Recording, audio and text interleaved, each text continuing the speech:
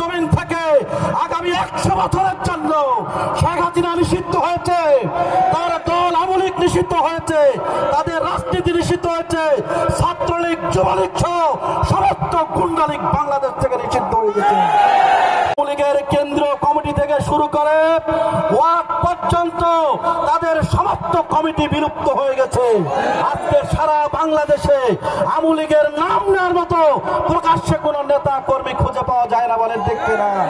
আজকে আমরা দেখতে পাচ্ছি নতুন বাংলাদেশে ওই আইয়ুব খান, শেখ মুজিবুর আর শেখ মুজিবুরের উত্তরসূরির আবির্ভাব হয়েছে, যারা একই ভাবে জামাত ইসলামের বিরুদ্ধে ষড়যন্ত্রে লিপ্ত হয়েছে। আজকে নতুন বাংলাদেশে বাংলাদেশের বিশ্ববিদ্যালয়ের পরিবেশগুলো অস্থিতিশীল করে ফেলেছে, বলেন ঠিক কিনা।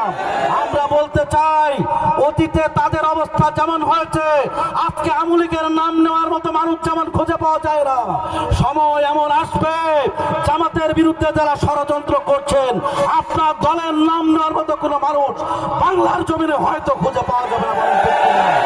সেই দিনটির জন্য আপনারা প্রস্তুত আছেন কি নয়?